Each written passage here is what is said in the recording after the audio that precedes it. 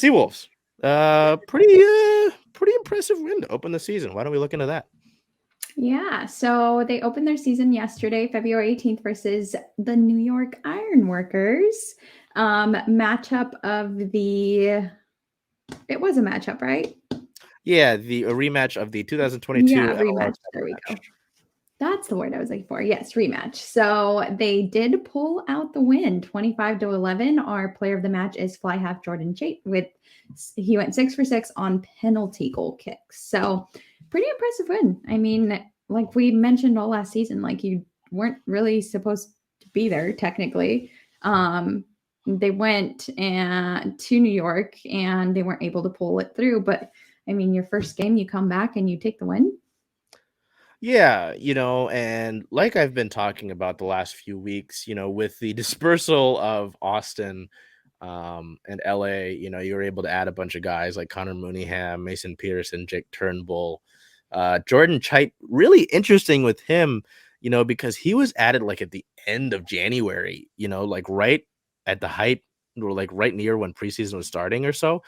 And, for him to be an impact player immediately, you know, pretty interesting to me. I know he's 25, he's sort of on the younger side of things. So like I said, this Seawolves club has added tools here and there, whether it be younger ones or guys who are more established, like I talked about last week. Um, it's really interesting. This was a match that was pretty close at the halftime mark. I believe it was 12-6 at the halftime. No, it was 9-6. I apologize. Yeah, it was 9-6 at the halfway mark. It stayed a little bit like that, but Duncan Matthews had a try. It wasn't the last score of the game, but it really kind of put Seattle up top. And then Jordan Chait had another penalty goal kick converted near the end, and it just kind of put the nail in the coffin sort of thing against New York. This match was on FS1, so it was on the national stage. Yeah, I mean, it was really impressive. Just looking at the statistical side, because I was at the Kraken game, so I was watching on my second monitor. But they were able to stay disciplined, take obviously those 6 penalty goal kicks, taking advantage of what mistakes New York made, right? It's, you got 2 good teams a lot of the times, right? And this goes to any sport. The difference can be who cracks under pressure, who makes that mistake, who takes advantage of that mistake, right? So I'm really happy with this. Yeah, this is pretty solid. To begin a little bit of revenge, like when the Seahawks played the Broncos, like the time after they won the Super Bowl. I think we won that one, but people were like, "Oh, it's gonna be revenge for this Super Bowl." I was like, you can't get revenge for a title game unless you beat them in a title game. Like, it's Yeah. not gonna work that way.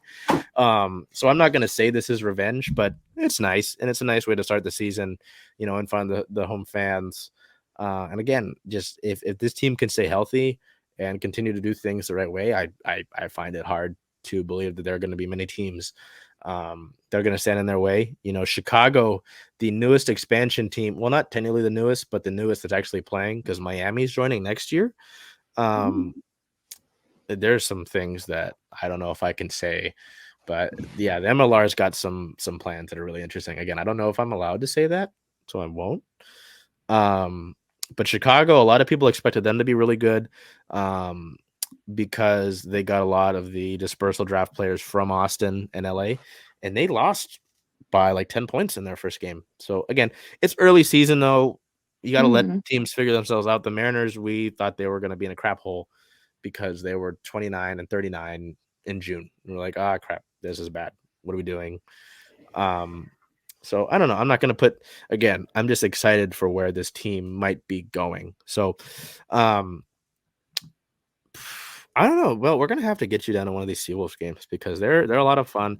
I want to continue that with talking about that, because to have that team play on a national stage like FS1, to play them against Rugby New York, I don't know. It's very deserving. Like, there was a really tight match that the Seawolves played against LA last year, and LA was again going to be the second team in the Western Conference before all of the stuff happened.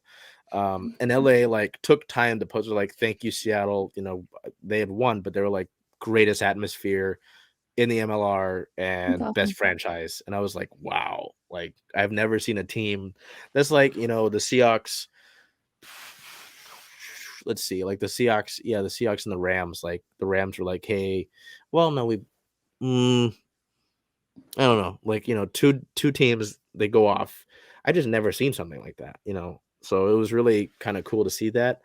Um, and it's a great atmosphere down there. It's very cozy, right? You know, you're used to, you know, we go to T-Mobile Park, we go to Climate Pledge Arena, right? You're used to stuff like that. This is much smaller. It's much smaller and it's much more intimate. Um, but it's great fun. It's a lot of fun. Our Seawolves community, they're very interactive with us. Our guy Rucky, I still have to get you that sticker. God I damn it! know. I should have given it to Matt. Um, Yes. whatever. We'll figure it out. But it's a lot of fun. These Seawolves matches are a lot of fun. So I want to keep that on people's radars. But again, if you're Tuckwell is too far, or you're not able to make it, follow us on social media. And again, it just seems like you should do that. It just makes a lot of sense. So anyway, why don't we? Oh well, I've got some division standings for you before you head off to looking ahead. So in the Western Conference, you know, with our 1-0 record, uh, with our points that we gathered with the win, we are third in the Western Conference. We have 4 points. Houston and San Diego. San Diego is our bitter rival.